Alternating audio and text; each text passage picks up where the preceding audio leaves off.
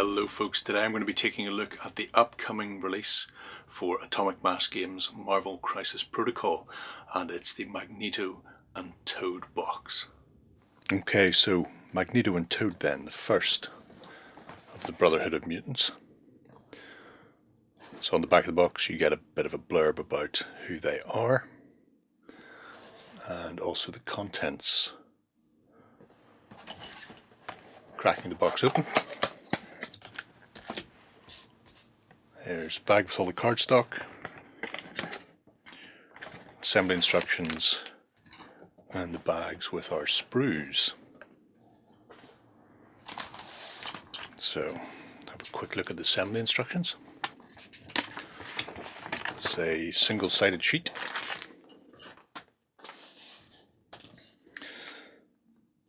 We have Toad with optional extras on the base. Magneto's a little more involved. He also comes with 2 additional bases of, I suppose, scatter. Numbers are included this time. There's still a few bits that aren't easily spotted, which you'll see in the built versions. Other side is just a Crisis Protocol.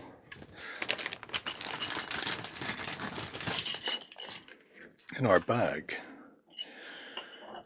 you get a set of 32mm round bases for Toad, and then a set of the 50mm rounds for Magneto, and then 3 sprues. So we'll start with the smallest. Here is Toad. So as you can see, it's a uni-pose model. Decent level of detailing across it, tongue in the corner there, and just on the reverse he's wearing his classic sort of motley outfit that he was first introduced with, so fans of the comics will know him from that. I suppose the cartoon as well. A bit different from the Ray Park version that some movie fans may be aware of. Magneto, 2 sprues. The first is Magneto himself, so we've got the base with the girder that is used to hold Magneto's cloak up. You can see a little diamond section there. It fits into this part of the girder. Again, crisp detailing, nice lines on it, wearing that classic comic book outfit. Again, no options for Magneto, he is uni-pose. The second sprue is your additional options, so these go on the 2 separate bases. It's just destroyed parts of New York, presumably. So you've got car doors, girders, and traffic lights, which are the same sort that you get with the scenery packs.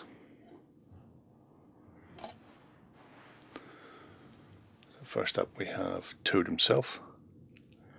It's a relatively straightforward build. Getting him off the sprue, especially with these little sort of, I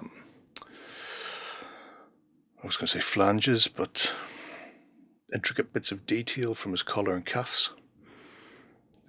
Some of them are moulded onto the shoe, some of them are moulded onto the hand. This, for example, locking joint around the wrist. It's almost like parts of a cross, so 2 pieces are on the wrist and 2 pieces are on the hand, and then they are attached together. It gives a good look. It's a little fiddly, but it keys in fairly well. I would suggest putting the legs onto the body, as do they, and then onto here to get those 3 pieces to line up. Tongue I found was the hardest part because it's also the thinnest, so getting it off the sprue and cleaning the sprue gates up require a very sharp scalpel or a file. I would not attempt to do that with the same scraper. You'll end up with a broken tongue. But he's a cheery looking fellow, so let's have a look at his card as well, just briefly. So Toad has 5 stamina, movement of medium, height of 2, and little Toady is only leadership of 2, so cheap to get into your force. Fairly average defensive stats, 3s across the board.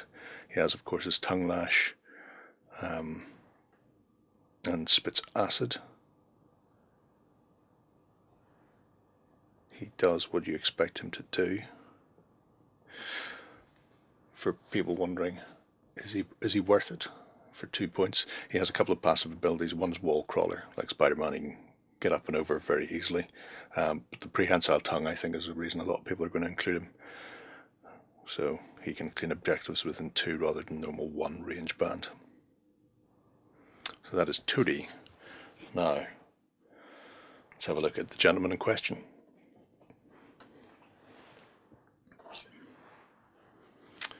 So, Magneto.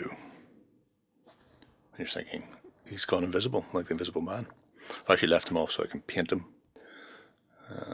But it's a very ingenious way they have them locked together. I just slide that into there. You can see you've got the remarkably floating, the levitating man that everybody loves. Good old Max.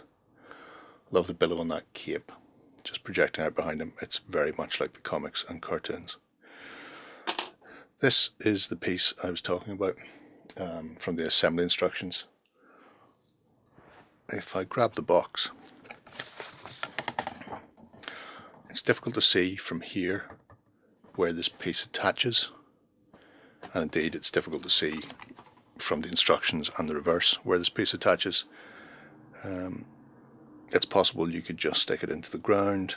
I couldn't see any connection points specifically for the 2 ends, so I just plastic welded it in place because I quite like the sort of hemisphere of metal that's building up behind him, as he was wont to do when people were firing at him. He would sometimes encase himself. He got that lovely bubble. So that is the leader of the Brotherhood of Mutants. Terrific model, and a big one to boot. He is about 8 centimeters tall, although I am including girder in there. He does have those 2 additional pieces of frippery.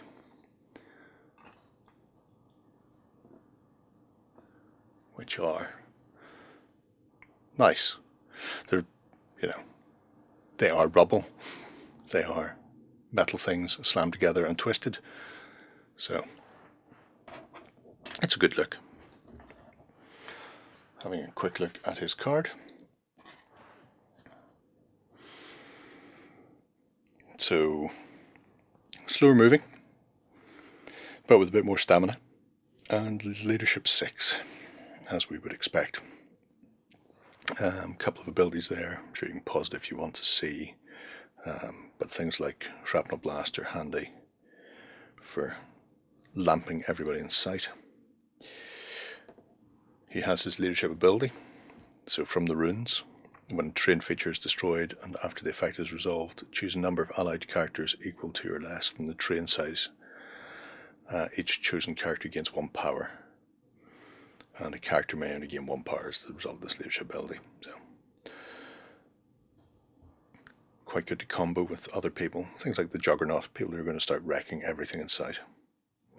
Again, he has a couple of passive abilities. So he has Flight and Master Magnetism. So during the power phase, if there are fewer than 2 metal terrain features in play, place 1 metal feature in play within 3 of them. Hence our little scrapulas.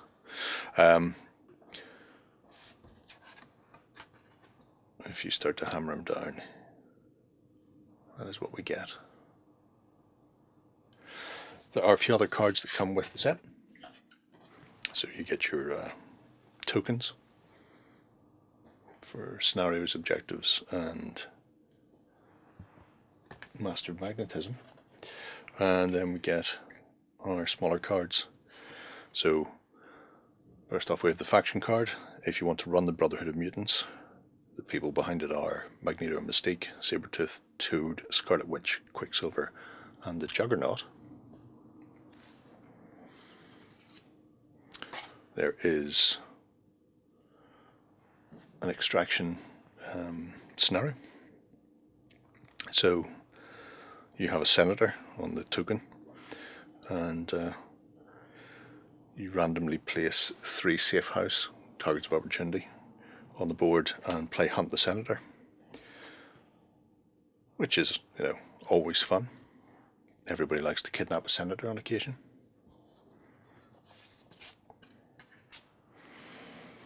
Then we have some new abilities for your roster. So Magnetic Crush, Heave Ho, which I quite like, where you get a couple of smaller minions to start chucking stuff around. Magnetic Refraction. And finally Asteroid M, which is a really nice touch. Magneto's floating synchronous base. Doesn't matter how many times they explode it, he keeps building it back. And that allows 2 Brotherhood of Mutants players to buddy up. So, yeah, fantastic. So there we have it. The Brotherhood of Mutants. He's a big leader, he's a big guy, he's very impressive. I really like Magneto a lot, and having his toady little friend with him to use as a meat shield is always handy, especially for claiming objectives, so there's a bit of a synergy going on there as well. Magneto doesn't like to get his hands dirty. Let me know what you think of these additions to Marvel Crisis Protocol below. Go ahead and check out our other content on screen now. And while you're at it, why not hit subscribe and remember to ding our dong. Go on, you know you want to click it. Go on.